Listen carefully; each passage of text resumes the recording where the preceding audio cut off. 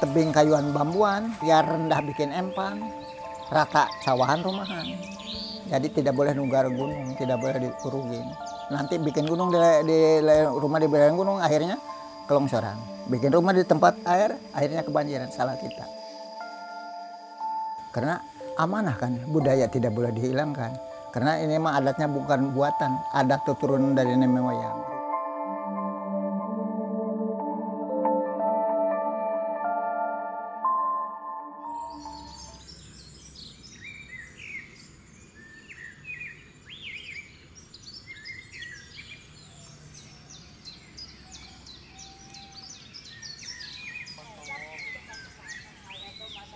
Di tengah pesona alam Kabupaten Ciamis, terdapat Kampung Kuta, sebuah permata budaya yang menjunjung tinggi nilai-nilai dan tradisi yang telah diwariskan dari generasi ke generasi. Terletak di Karangpaninggal, Kecamatan Tambaksari, Kampung Kuta dihuni oleh 109 kepala keluarga dengan jumlah penduduk 285 jiwa. Bukan hanya sebagai tempat tinggal, Kampung Kuta juga menjadi benteng tradisi yang tetap kokoh berdiri di tengah arus modernisasi. Asal-usul Kampung Kuta abad ke-8 sebelum Masehi akan mendirikan kerajaan Galuh. Apapun juga isi kerajaan sudah di sini. Alat bangunan, alat isi kerajaan, perabot perangnya udah di sini. Jadi sudah disiapkan. Nah, kata raja, ini ukur dulu. Diukur tidak cukup patang dong mas, bahasa Jawa sedikit. 4.800 hektar harusnya. Wah ini nggak cukup. Pindah deh.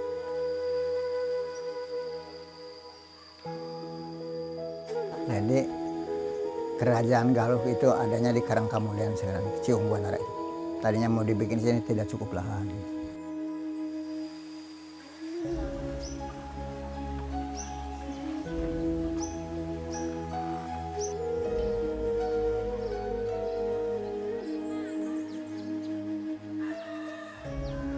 Untuk yang diamanahkan dari orang tua dulu ke warga masyarakat, ya mungkin pertama Kampung Kuta ini rumah itu harus bentuk panggung. Kedua juga ada hutan keramat itu juga harus tetap dijaga, dilestarikan. Alhamdulillah sampai hari ini terjaga dan masih terpelihara dengan baik. Ya secara terus ikan gotong royong, alhamdulillah gotong royong di sini masih berjalan.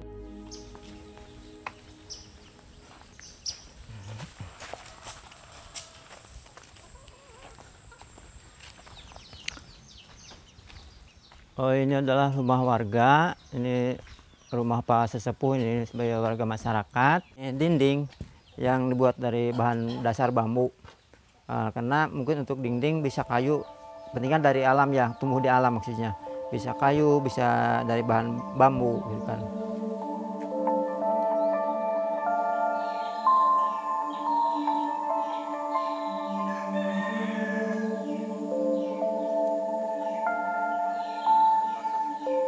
Di Kampung Kuta, rumah panggung memiliki keunikan tersendiri yang mencerminkan keharmonisan dengan alam.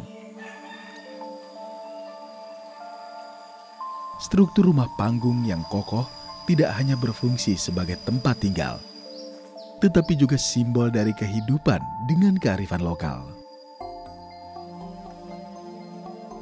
Pertama, rumah panggung ini alatnya kan yang tumbuh dari alam ya, tidak merusak alam. Jadi yang ada berada alatnya itu di kebun masing-masing di tanah warga gitu kan.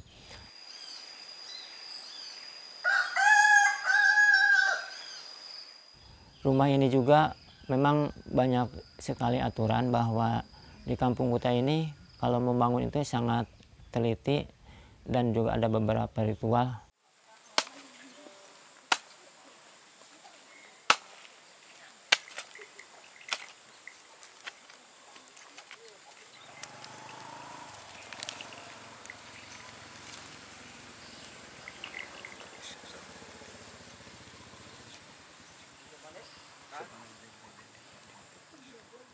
Dimulai untuk menentukan lahan untuk tempat tinggal, maksudnya ya. Meskipun lahan ini belum merata, belum apa ya, masih ada untuk diratai. Nah akhirnya gitu kan, diawali dengan ada istilah nguburan. Ya, ritual ini dilakukan oleh Pak sesepuh kampung di sini, sepuh yang ada di kampung adat.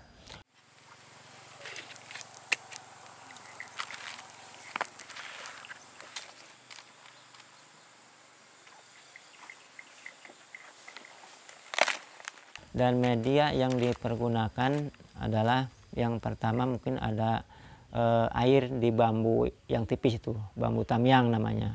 Terus ada padi ranggai lah, padi tahun gitu kan. Terus ada gula merah 1 gandu.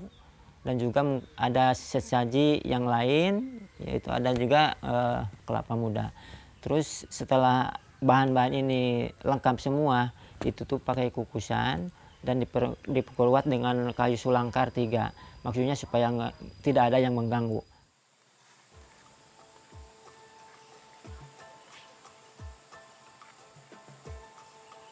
Nguburan itu memang kan di sini bikin lahan rumah harus dicek dulu itu. Kalau nggak berubah, apalagi tidak ada semut gatel, itu wah itu bagus. Kalau ada semut itu berubah, air surut, padi rontok, wah udah pindah lagi ke jalan setan. Karena tidak boleh bikin rumah di tempat setan. Mana kita yang harus tahu, oh ini jalan setan tinggal bagus. Maka di sini rumah di mana aja ansal-ansalan nggak ngomplek di kebun, nyari yang bagus.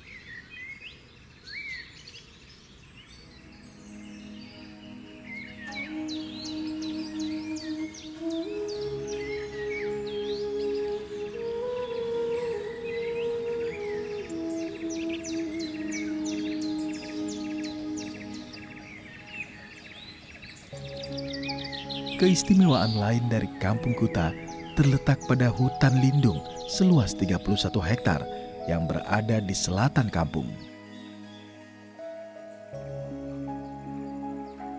Dikenal sebagai Leuweung Gede, hutan ini adalah pusat kehidupan dan adat istiadat masyarakat Kampung Kuta.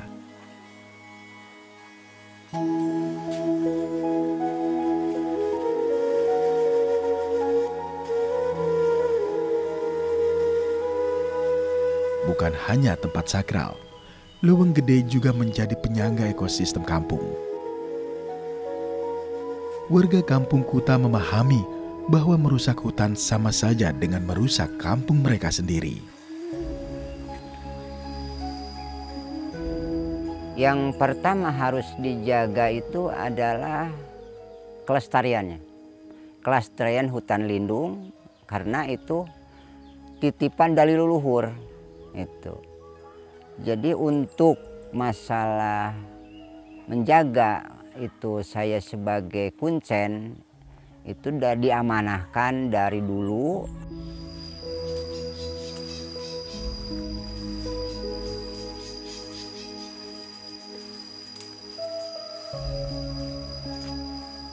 Kalau larangannya, satu itu jangan sampai ada yang mengganggu, merusak. Gitu. Walaupun itu pohon-pohonan, masyarakat di sini, masyarakat sekitar itu kan nggak berani mengganggu. Walaupun pakai kayu bakar itu ini kan tidak bisa kalau di sini. Gitu. Walaupun ya kayunya roboh keluar, gitu. Nggak berani kalau masyarakat di sini. Gitu. Cuman dipinggirin aja. Kalau ngambil ya di sini nggak berani gitu, karena itu masih kenalurian dan istilah adat budaya masih kuat mempertahankan.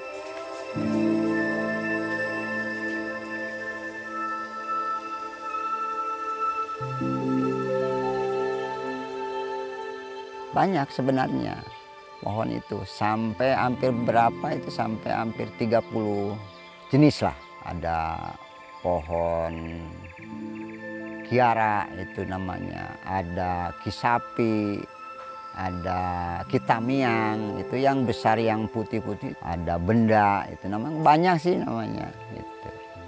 Cuman nggak bisa ditambahin dari luar gitu. Tumbuh sendiri di sana itu kan dia sendiri yang menumbuhin dari pohon-pohon itu.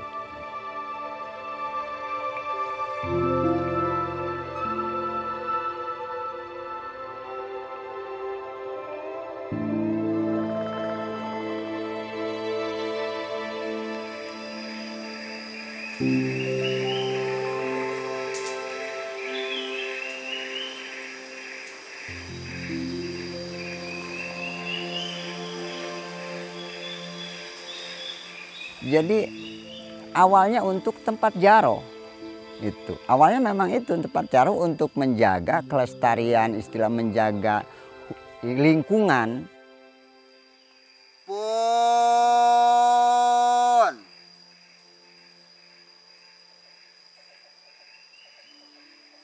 Pun.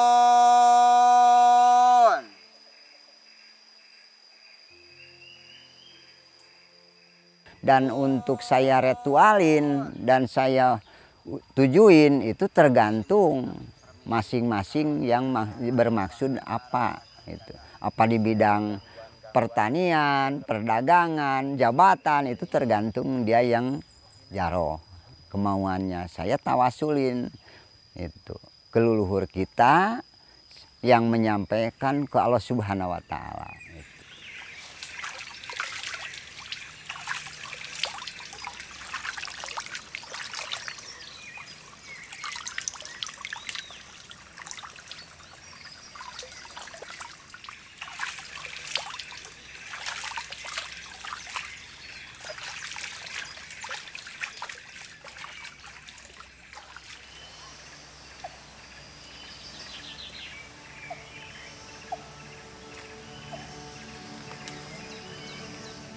Sebagai penyangga pemukiman, ini manfaat yang dirasakan oleh warga semua di sini. Meskipun air tidak bisa memanfaatkan, tetap kita bisa tetap bikin rumah di sini gitu kan. Jadi alhamdulillah posisi sebagai penyangga itu aja, penyangga dan juga dikeramatkan karena ini juga ada istilahnya amanah orang tua, tetap itu harus dilestarikan, tidak boleh diganggu lah istilahnya gitu.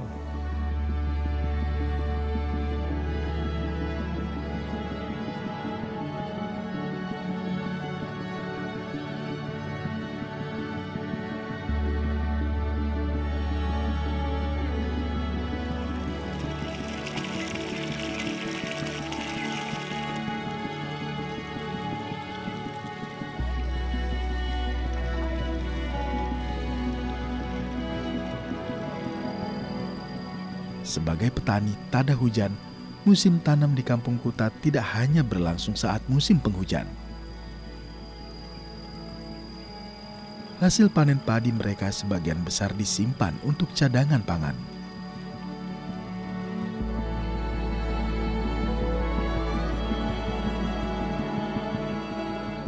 Mata pencarian warga masyarakat Kampung Kuta secara umum petani. Yang pertama mungkin petani padi ya, petani padi sawah.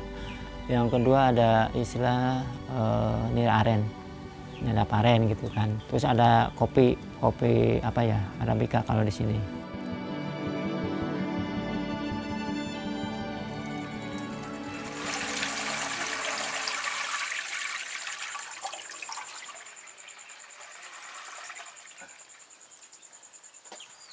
Terus yang sore ngambil itu ntar dimasaknya langsung sore juga? Enggak, disatuin sama yang pagi.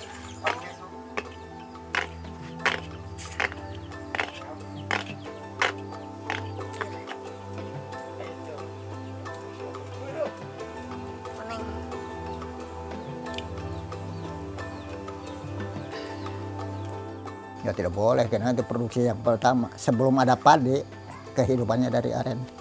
Dulu mah padi huma kan, belum ada sawah. Pada beli dari kampung lain, duitnya dari nyadap aren kan. Nah itu maka pokok padam itu sebagai Nyi Dewi Sri sebagai bahan bahan makanan, maka tidak boleh ditebang. Disangsikan hukum, nebang satu juga. Itulah.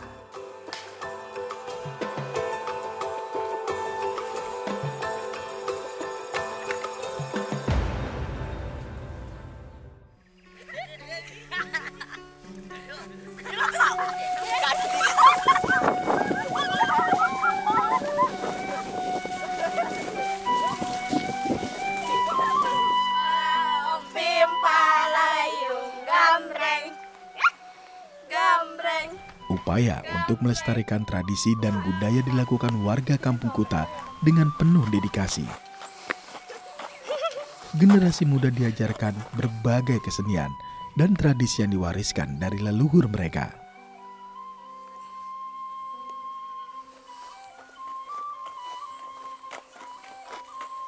Nah, untuk kita kan sekarang udah masuk nih zamannya gadget, nonton TV. Nah, untuk menghindari itu semua kita ajak main kemana, ke sawah atau permainan-permainan zaman dulu tuh kita kenalkan gitu.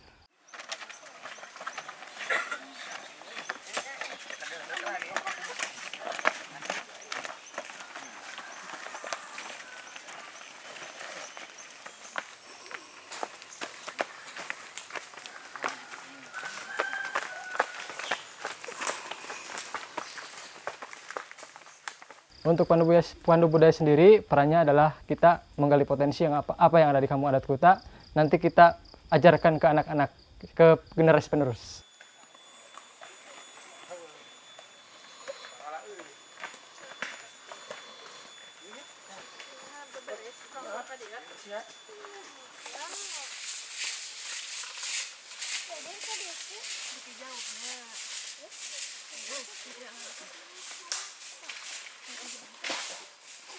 Setelah kita menggali potensi, kita pelajari, kita pahami, setelah itu nanti kita ajarkan ke adik-adik agar dia tahu nih apa sih yang ada di sini tuh, apa yang harus dijaga, harus dilestarikan.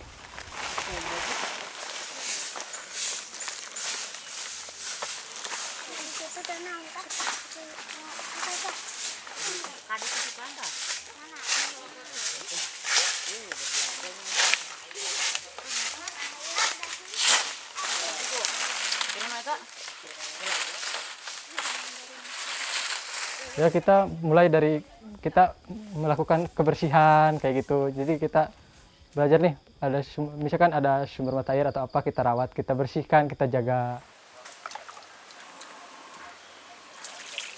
Mungkin entah itu dipakai apa, mandi atau apa, nyuci. Nah, kita harus bersih tuh. Jadi kita jaga, kita rawat, jadi biar tetap bersih lah, lestari gitu kan. Ya mungkin buat teman-teman, kita itu harus menyatu dengan alam. Alam itu udah memberikan semuanya untuk kita, entah itu air, oksigen. Nah kan, ada satu filosofi, rong ruksak cai beak manusia balangsak.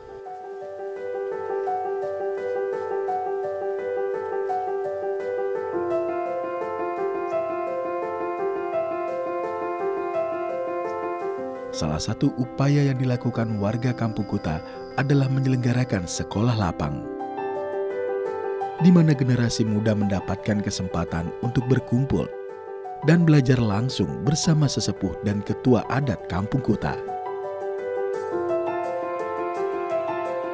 Tentang ada pendidikan sekolah lapang itu dalam artian membahasnya tentang tata cara untuk membuat rumah, ritualnya, tanam padi, mengambil nira aren. Memang itu juga merupakan sekolah lapang, tapi dalam arti yang muatannya tentang kearifan yang ada di sini.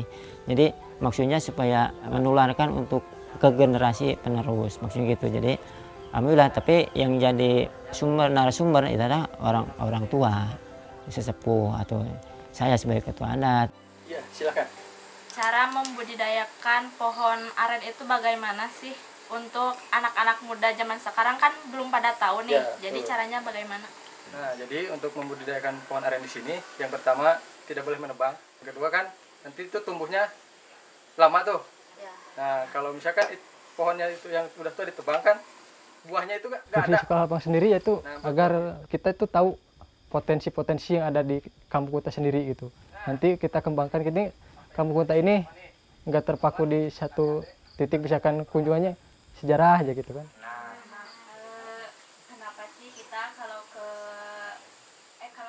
Karena kan kita hidup di sini kan harus ada penerusnya ya gitu. Jadi mungkin dari dulu saya dari didikan orang tua, mungkin orang tua kan sedikit banyak kasih tahu. Nah, harapanku untuk adik-adik ini saya tularkan agar tetap menjaga. Nanti kalau saya udah misalkan udah kemana lanjut usia gitu kan ada penerusnya gitu.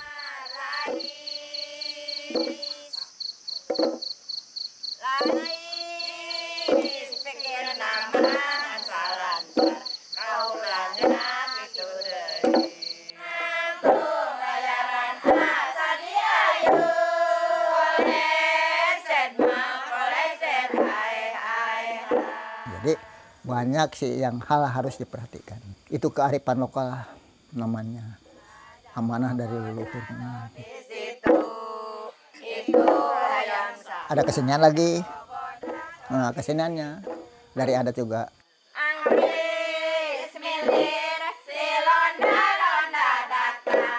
Kita tidak melupakan keseniannya. Kita sering ya tiap malam belajar kesenian.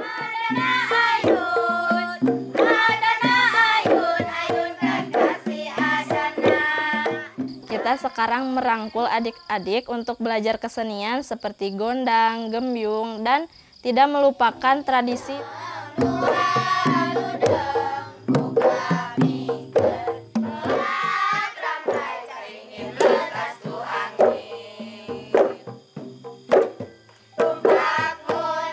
Untuk kelanjutannya, saya mohon ke generasi muda, anak-anak muda yang diamanahkan oleh leluhur, ya saya sedang menjalani karena umur kita itu bukan sampai ribuan tahun. Maka generasi muda mudah-mudahan bisa menjaga yang diamanahkan oleh leluhur. Apa sih yang dipertahankan sama adat yang asli? Alam, lingkungan, sosial, dan budaya itu baru adat.